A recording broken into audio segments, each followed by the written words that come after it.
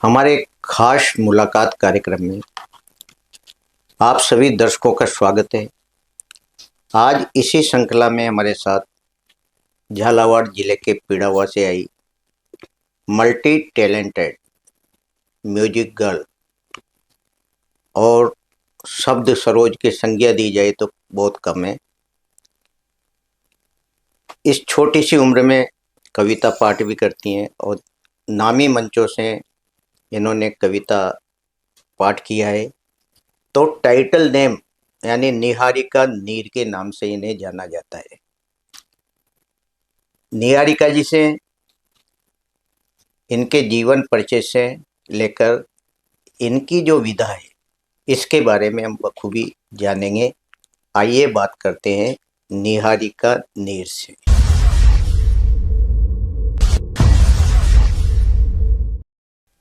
निहारिका, आपका हमारे स्टूडियो में बहुत बहुत स्वागत है। बहुत बहुत धन्यवाद। निहारिका, सबसे पहले तो अपने जीवन परिचय के बारे में बताएं।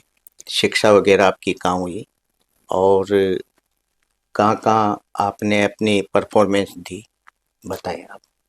मैं निहारिका दांगी और जब से मंचों पर जाने लगी मुझे निहारिका नीर नाम से जाना जाता है। और शिक्षा की बात करें तो मेरे मम्मी पापा दोनों टीचर हैं, इस वजह से कई बार मैंने स्कूल बदले हैं। और जैसे रामगढ़, आवर, पिड़ावा और अभी पाटन से मेरी शिक्षा चल रही है। और बढ़िया मतलब बहुत सी जगह मैंने ली है शिक्षा। और ये जो मंच हैं ये मुझे बड़ी ही ईश्वर की कृपा से मिले हैं, यूं कहिए। जी जी। निहारिका, ये जो आपका टैलेंट है ये तो सबको पता ही है, लेकिन आप पढ़ने में भी अव्वल रही हो और झालावाड़ जिले में आपने मेरिट भी हासिल की है। जी सर। कैसा लगा था उस समय आपको?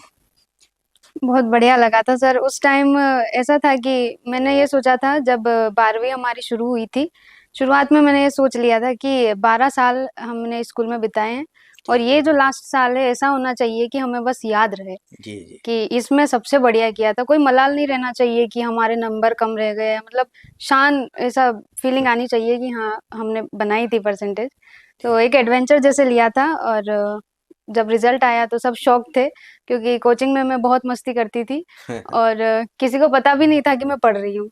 जी। अब सबने 6-6 सब्जेक्ट्स की कोचिंग लगा रखी थी और मैंने 2-3 सब्जेक्ट्स सेल्फ किए थे और 2 सब्जेक्ट्स जो नए थे, इकोनॉमिक्स और पॉलिटिकल साइंस, उनकी कोचिंग ली थी और 3 सब्जेक्ट्स खुद से किए थे। तो किसी को विश्वास नहीं था कि मैं इतना अच्छा कर दूंगी, लेकिन लास्ट में 96.40 आए और पूरा पिड़ावा, मैं कहूँ कि पूरा सुनील झालावाड़ सब शौक में था कि इतनी परसेंटेज यहाँ से आ सकती है। जी जी, जैसे हमारे कोचिंग के सर थे मिंटू भैया, उनका भी बहुत योगदान है इसमें। हमारे स्कूल के टीचर्स है, मेरी मम्मी हैं, पापा हैं, इनका भी बहुत योगदान है। मतलब डाउट्स मुझे क्या बहुत ज्यादा जी आते हैं जैसे। जी जी जी।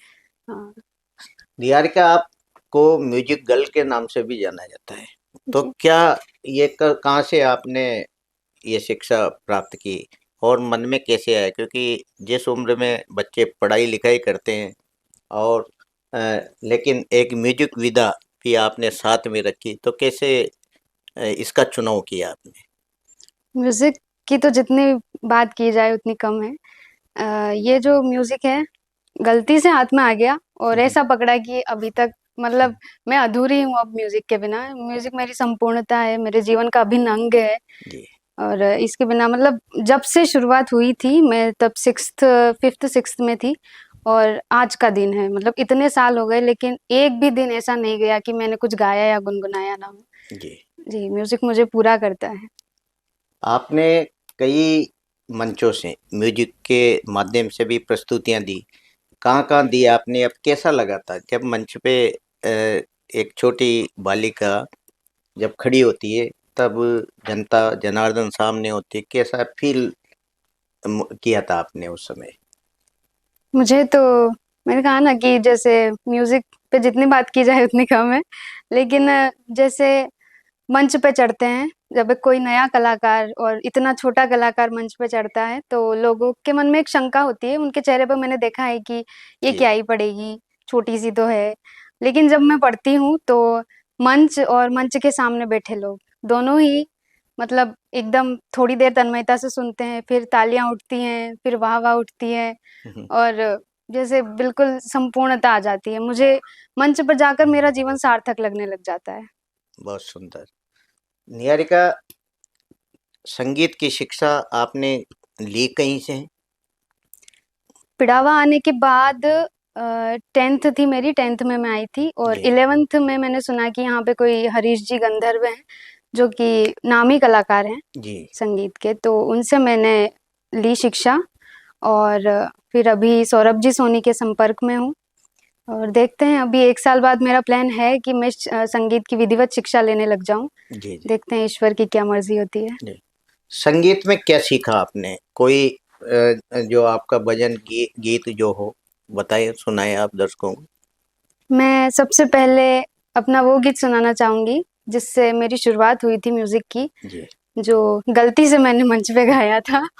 अ, अचानक से एक दिन की तैयारी में गाया था और तभी से इतनी वाहवाही, इतना कॉन्फिडेंस बढ़ाया गया मेरा कि मैं आज यहाँ पे हूँ। जी। मेरा सपना पूरा हो रहा है, स्टूडियो मेरा एक सपना था हाँ, और आपके माध्यम से पूरा हुआ है, बहुत हमेशा सुंदर। याद रहेगा।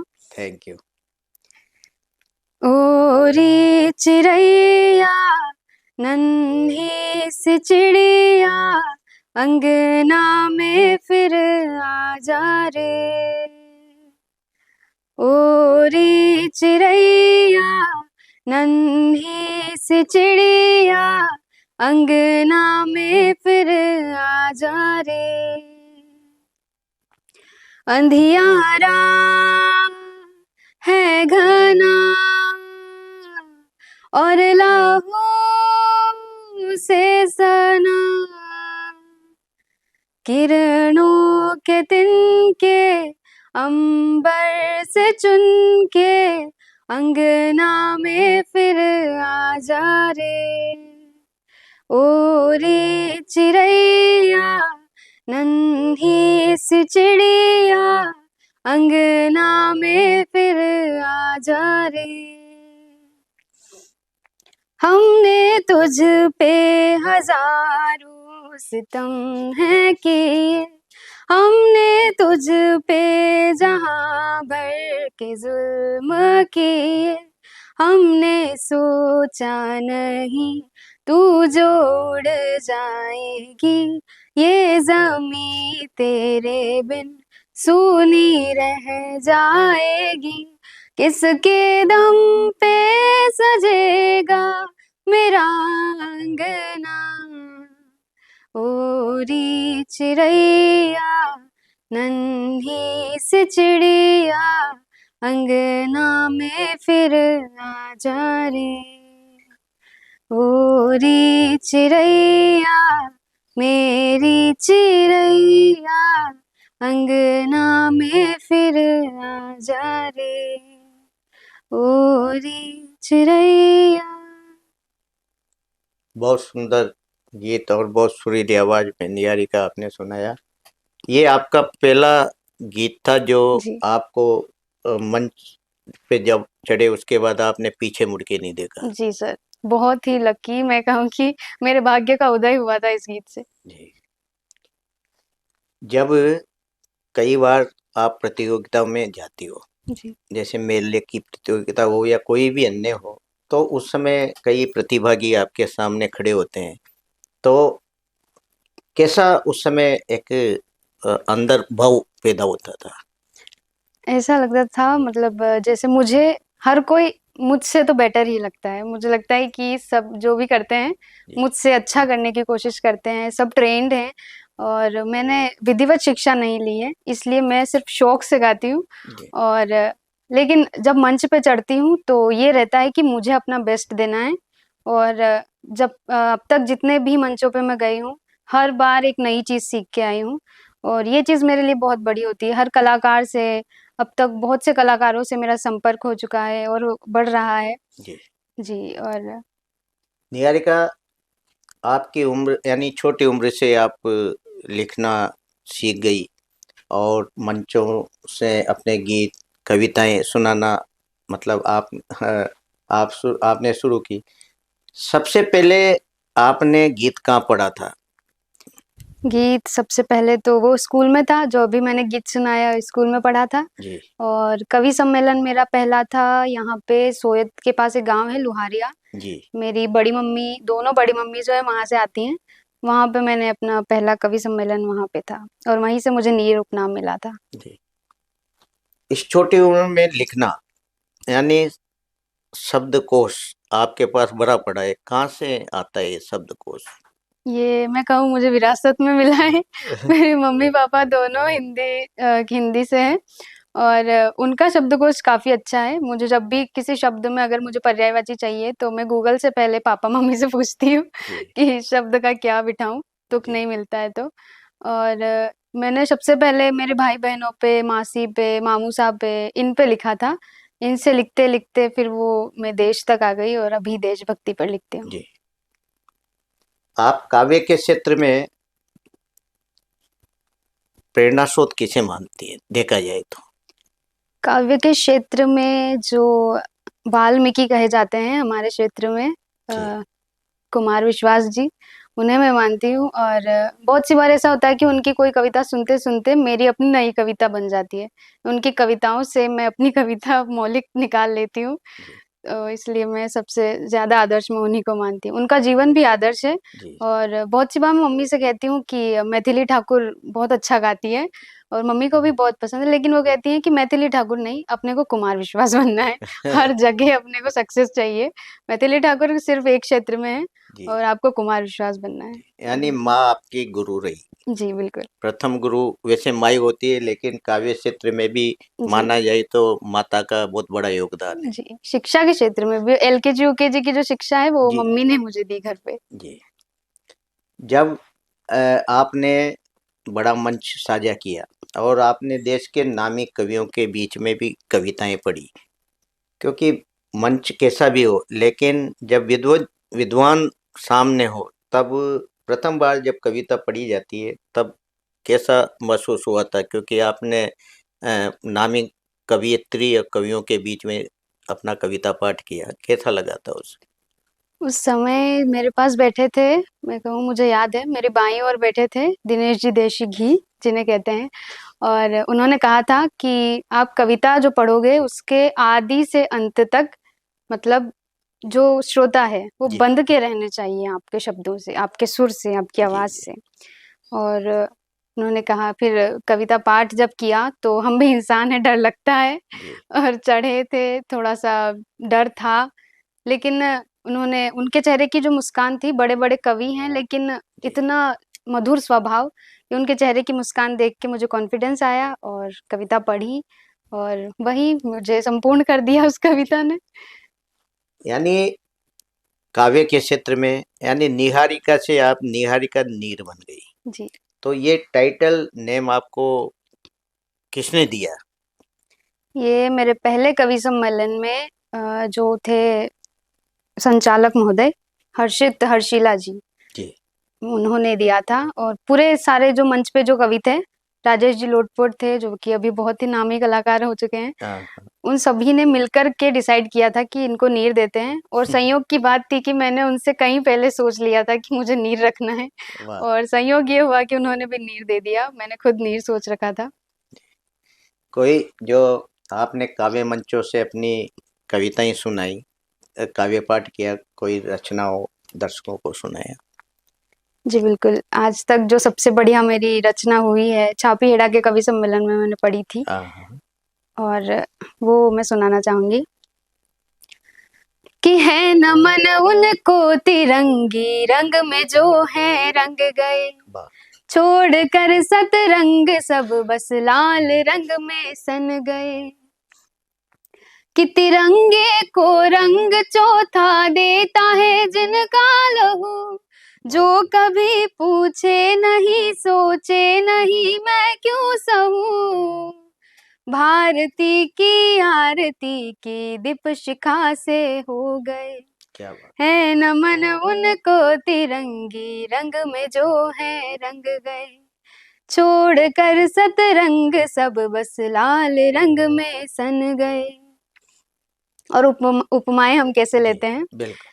कि राष्ट्र भक्ति की कठिन वीणा के तार जो हो गए, भारती के नैनों की तीखी सी धार जो हो गए, ये राष्ट्र भक्ति के सुरों की सरगमों से हो गए, है नमन उनको तिरंगी रंग में जो है रंग गए, कि लहू से सींचे जो सीमा है सजग प्रहरी वही, शत्रु को दिखला दे जो हम शांत हैं कायर नहीं, कि हम अड़े तो लाल चौकों पे तिरंगे हो गए, क्या है बात। नमन उनको तिरंगी रंग में जो है रंग गए।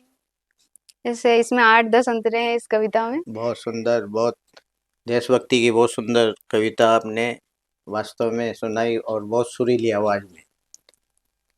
निहारिका, आप यानी पोएम लिखने की प्रतियोगिता में भी अव्वल रही, जी सर। तो जब ये ऐसी प्रतियोगिताएं होती है तो शब्द कहाँ से ढूंढ के लेकर आती हो आप?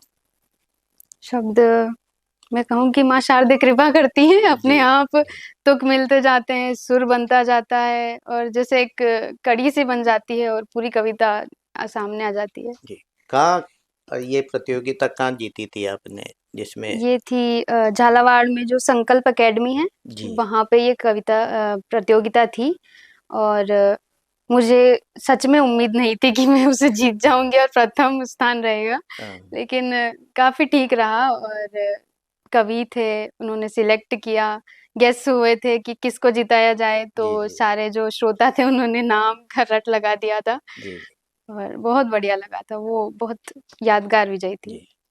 निहारिका, जैसे प्रथम बार जब अपनी लेखनी चलती है और वो लेखनी जब जनता के सामने वाई करती है, तो क्या आगे लिखने की प्रेरणा अपने आप मिलती है? बिल्कुल मिलती है सर, बहुत अच्छा लगता है। आप ये मानिए कि जैसे अगर हमारी कविता से जनमानस जो है, उसमें जी। अगर ज़रा-सा भी परिवर्तन आ रहा है, तो आप मानिए कि लेखन सार्थक है। वही साहित्य है देखा वही जाए तो। साहित्य, जी। बिल्कुल। निहारिका, आप मल्टी टैलेंटेड हो और साहित्य क्षेत्र में भी आपका काफ़ी रुझान है।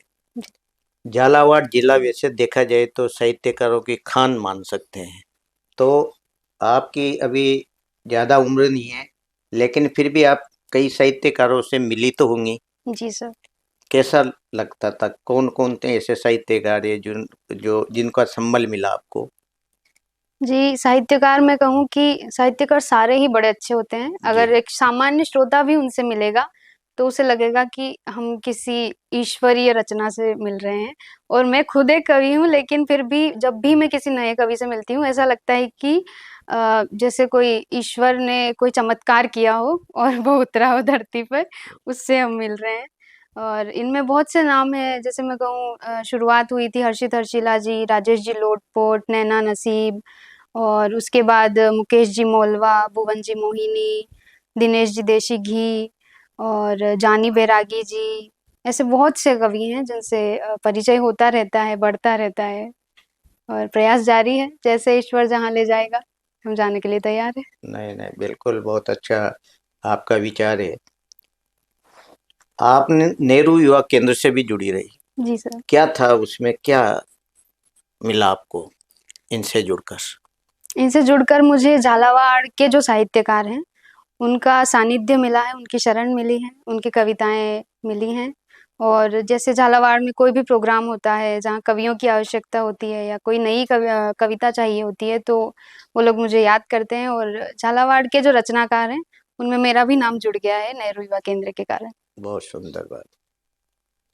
जब कभी आप बता रही हैं कि इन रचनाकारों के साथ जुड़ते हैं और साथ में जब उनसे उनका सानिध्य मिलता है, तो एक नई रोशनी अपने आप मिलती है। बिल्कुल। तो काव्य गोष्ठियों में भी आपने भाग लिया, जैसे स्थानीय स्तर पर कोई काव्य गोष्ठियाँ होती हो वहाँ? स्थानीय स्तर पर तो क्या मतलब ऐसा होता है कि हम अचानक से जाते हैं। जी, जी। जैसे रायपुर है, सेमली चौहान, लोहारिया और छापीहेड़ा, कनवास है कोटा में, जी, जी। ये और मतलब जैसे राजेश जी लोटपोट हैं, वो बहुत सी बार बुलाते हैं और ऐसे काव्य गोष्ठियाँ होती रहती हैं और बहुत सी जगह गए हैं, मतलब जयपुर तक जाना हुआ है अभी तक। बहुत सुंदर बात। जी, यानी धीरे-धीरे आपकी काव्य यात्रा बढ़ती जा रही है। बढ़ती जा रही है। अब तक निहारिका कितनी रचनाएँ आप लिख चुकी? लगभग अब गिनती तो मैंने फिक्स नहीं है, मैंने जी, गिनी जी। नहीं, लेकिन हाँ, 30-40 के लगभग आराम से होंगी। जी। कोई रचना और हो हमारे दर्शकों को सुनाएँ रचना या कविता जो है? कविता तो यही अभी तक मेरी सबसे बेस्ट है, बाकी मैं प्रकृति पर लिखती हूँ। हाँ, हाँ, सुनाइए आप जो आपको मतलब वो सब। कविता मैं भजन सुनाना हाँ, चाहूँगी। भजन सुना दीजिए। जी। कौशल्या दशरथ के नंदन, राम ललाट पे शोभित चंदन। रघुपति की जय बोले लक्ष्मण, राम सिया का हो अभिनंदन। अंजनी पुत्र खड़े हैं चरण में, राम सिया जपते तन मन में। मंगल भवन अमंगल हारी, द्रवहु सुदशरथ अजर बिहारी। राम सिया राम जय जय राम। राम सिया राम जय जय राम। मेरे तन मन धड़कन में सिया राम राम है। मन मंदिर के दर्पण में सिया राम राम है।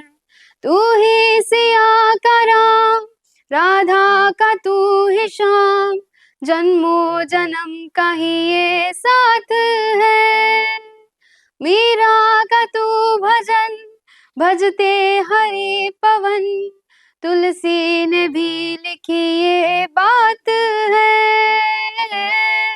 मंगल भवन अमंगल हारी, द्रवहु सुदशरथ अजर बिहारी। राम सिया राम जय जय राम। राम सिया राम जय जय राम। बहुत सुंदर। निहारिका आप वाद्य यंत्रों में भी पारंगत है, क्या-क्या बजा लेती हो? अभी तक मैंने जैसे पियानो में बजाती हूँ, हारमोनियम है और डफली अभी शुरू किया है। जी। जी, ज़्यादा वाद्य यंत्रों में तो नहीं, लेकिन हाँ 2-3 ठीक है, इतना बजा जी। लेती हूँ। तो ये जो वाद्य यंत्र है, आपके पारिवारिक पृष्ठभूमि में भी कोई है इसमें पारंगत या तुम स्वयं ही सामने आई हो? नहीं, मैं पहला हूँ। ऐसा सुना है कि मेरे जो परदादा थे, जी। वो थोड़ा गाते थे और एक बार जब मैं भजन गा रही थी वो मत कर काया को अहंकार, मत कर माया को अभिमान। हाँ। उस समय मेरी दादी ने बोला कि ये वो मोहनलाल जी गाया करते थे, वो मेरे परदादा थे। अच्छा, अच्छा। लेकिन ऐसा कोई शास्त्रीय पृष्ठभूमि हमारी नहीं है, मैं जी, पहला हूँ। जी। अब आगे आपका क्या शास्त्रीय संगीत में रुचि है आपकी? क्या करना चाहती हैं आप? क्योंकि बता रही हैं आपकी कई गुरुओं ने कहा कि भई संगीत में भी आगे बढ़े। क्या है मन में आगे आपके? अभी तो ये है कि मैं थोड़ा अपना शिक्षा से अपना आधार बनाना चाहती हूँ जी, और उसके बाद मतलब 1 साल है, मैं 1 साल में मतलब मैं जैसा मैंने सोचा है ऐसा अगर हुआ तो शिक्षा का आधार बन जाएगा और 1 साल बाद मैं विधिवत शास्त्रीय संगीत की शिक्षा लेने लग जाऊँगी। जी। पढ़ाई के साथ-साथ ये जो आपकी पृष्ठभूमि है, ये भूमिका जो जैसे काव्य की, संगीत की और भी दूसरे टैलेंट की, कैसे कर पाते होंगे? क्योंकि पढ़ाई के लिए भी समय निकालना और साथ में जो ये विधाएँ हैं आपकी, इनके लिए भी समय समय निकालना, कैसे मैनेज कर पाती होंगी इसको? बहुत सरल है। मैं कहूँ कि बहुत सरल है। ऐसा है कि जैसे जब हमारे शौक होते हैं, जैसे मैं धर्म से भी बहुत जुड़ी हुई हूँ। जी, जी। मुझे तरह-तरह के हमारे जो मंत्र हैं, तिरुपति जी के हैं, राधा रानी के हैं, कृष्ण भगवान के हैं, जी। मतलब उनमें भी बहुत रुचि है। और अच्छा। जब हमारे शौक होते हैं तो वो स्वयं अपने लिए टाइम जो है हमसे छीन लेते हैं, मैं कहूँ। जी। जैसे कविता की बहुत सी बार मुझे रात को 2 बजे 4 बजे ऐसे इच्छा होती है कि यार ये कविता बन रही है, लाइन बन रही है, तो उठ के बस लाइट चालू करके और लिखते हैं और फिर सो जाते हैं। मतलब कोई टाइम नहीं है, जैसे जैसे ही हमारा मन हुआ कि हाँ लिखना है, गाना है, तो बस अपना टाइम वो चीज़ खुद ही निकाल लेती है। यानी संगीत यूँ कह सकते हैं कि मन को खुशी और अनुशासन देता है। बिल्कुल सर, बहुत, बहुत कारगर है। आप अगर एक सामान्य व्यक्ति भी संगीत से जुड़ा है, जी। तो आप ये मानिए कि उसके जीवन में संगीत एक चमत्कार ला देगा। जी। निहारिका, आपके बराबर के जो युवा साथी हैं और जो छोटे बच्चे हैं, उनको क्या आप अपनी तरफ से कहना चाहेंगी संगीत और काव्य के, क्योंकि आजकल पढ़ाई का बोझ बच्चों पे रहता है, तो किस तरह उनको मतलब इसको लेना चाहिए? मैं यही कहना चाहूँगी कि आप पढ़ाई को बोझ नाम से मतलब बिल्कुल हटा दीजिए। पढ़ाई बोझ नहीं है। अब ये मानिए पढ़ाई हमारी सफलता की सीढ़ी है। आप अगर उसे एन्जॉय करके पढ़ेंगे, तो बहुत चीज़ें आसान होने लग जाएँगी। मैं भी अभी मतलब बहुत सी नई-नई चीज़ें मैं पढ़ना पसंद करती हूँ जी। और साहित्य जो है भरा पड़ा है, मेरी अलमारियाँ भरी पड़ी है। अच्छा। सिलेबस इतना नहीं पढ़ती जितना साहित्य पढ़ती हूँ। जैसे ही आप उसे अपने शौक में ढालेंगे, तो चीज़ें बहुत आसान हो जाएँगी। कुछ भी कठिन नहीं है। और जैसे ही आप ये सोचते हैं कि यार ये शौक है, ये हमें करना है, हमें करना अच्छा लगता है। जैसे आप अपने दिमाग को कहेंगे कि यार ये चीज़ तो अच्छी है, मुझे करनी है, तो आपका दिमाग वो चीज़ से हट जाएगा, लोड नहीं लेगा और आराम से चीज़ें होती चली जाएँगी। बोझ नहीं लेना बिल्कुल भी। निहारिका, आप जिला झालावाड़ यानी पुलिस से भी जुड़ी, किस आयोजन से पुलिसिंग के साथ आपका काम रहा? वो 15 अगस्त का टाइम था जी। और बारिश हो रही थी बहुत, मुझे आज भी याद है। हाँ। और एक संस्था आई हुई थी हमारे यहाँ पे, नाम मुझे एग्ज़ैक्टली ध्यान नहीं है लेकिन दिल्ली की कोई संस्था थी जी। और जागरूक कर रही थी वो नारी सशक्तिकरण को लेकर के जागरूक कर रही थी। उस टाइम जो टॉपर बच्चे थे उनका नाम माँगा था पुलिस विभाग ने जी। और उसमें हम थे और वहाँ मैंने परफ़ॉर्मेंस दिया। फिर उन्हें पसंद आया तो उन्होंने उनकी तरफ से भी एक परफ़ॉर्मेंस मुझसे दिलवाया और बच्चों को मोटिवेट करवाया और तभी से मैं उनसे भी जुड़ गई। बहुत सुंदर। कैसा जी। लगा था उस समय? बहुत बढ़िया, मतलब मुझे उस टाइम ऐसा लग रहा था कि नहीं यार अपन में भी कुछ है, जो अपन ऐसे लोगों को दिल्ली से आए हुए इतने नए लोगों को जी। अपन पसंद आ रहे हैं, तो कुछ ना कुछ ईश्वर की कृपा होगी ही।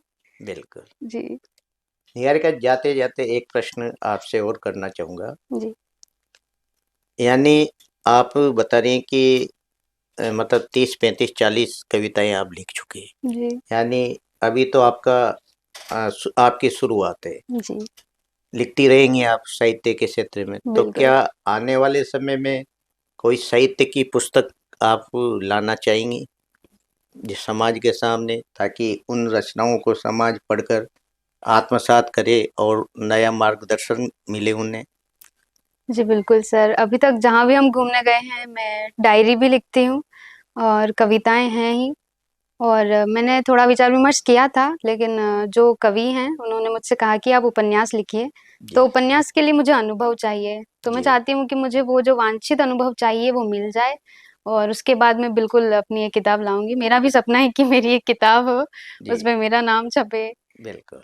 जी, ये थी हमारे साथ पीड़ावा से आई मल्टी टैलेंटेड बालिका निहारिका नीर, जिन्होंने बड़े काव्य मंचों से और बड़े कवियों के साथ काव्य मंच किया।